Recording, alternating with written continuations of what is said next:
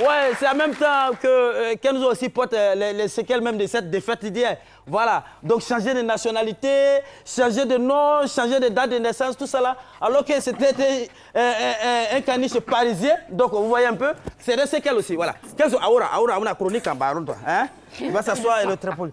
Donc je veux dire que quand on dit l'enfer, bon, je veux dire en même temps c'est une bonne nouvelle. C'est quelqu'un qui allait voir l'enfer, il va venir nous dire ce qui se passe là-bas, puis nous aussi on prend la disposition pour ne pas arriver. C'est au sens figuré. Au sens figuré. Ah d'accord, là c'est encore... Comme ça on aurait dû mettre, je porte encore les séquelles de ma descente aux enfers, entre parenthèses, sans figuré. Point à la ligne, chronique des tours. Mais on aurait... Voilà. Mais je dis les séquelles...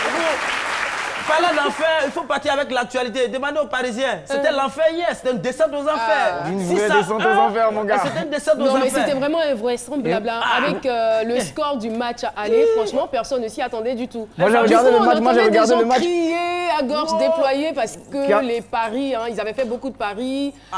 Voilà, ils avaient fait beaucoup de Caroline, moi, j'ai regardé le match avec mes collègues Habib et Lamine, qui sont des Parisiens, des férus de l'équipe de Paris Saint-Germain, et qui étaient vraiment sur moi quand ils ont mis leur but. Je te promets.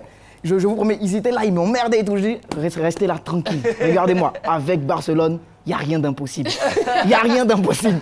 On a terminé le match, ils m'ont boudé, ils m'ont insulté, ils disent qu'on a payé le match et tout et tout. Je dis, non, mais si Barcelone avait perdu, ils n'allaient pas nous dire qu'ils supportaient. Je suis un Barcelonais. D'accord. Que c'est un inventeur, ça, il allait inventer quelque chose ici.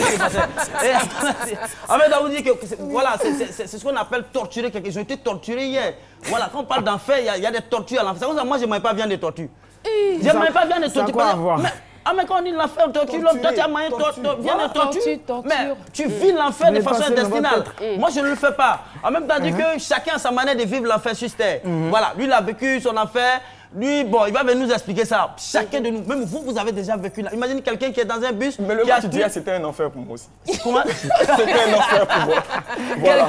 On termine rapidement. Vous brouillez. Je veux dire que l'enfer, chacun a sa manière de vivre l'enfer. On dit l'enfer c'est visiter, l'enfer c'est visiter. Chacun de nous a sa manière de vivre l'enfer. Moi, je ne pourrais pas en dire plus. Mais ce que je peux dire, c'est que quelqu'un qui a brouillé son visa, il a nagé dans l'eau, tout ça là, où il arrive. Voilà, on dit Clotilde qui est là, il va rentrer en Italie dans 2 minutes. Puis le policier italien s'arrête de l'eau pour faire ça. Retourne, c'est l'enfer. C'est l'enfer. Et chacun a sa manière de vivre.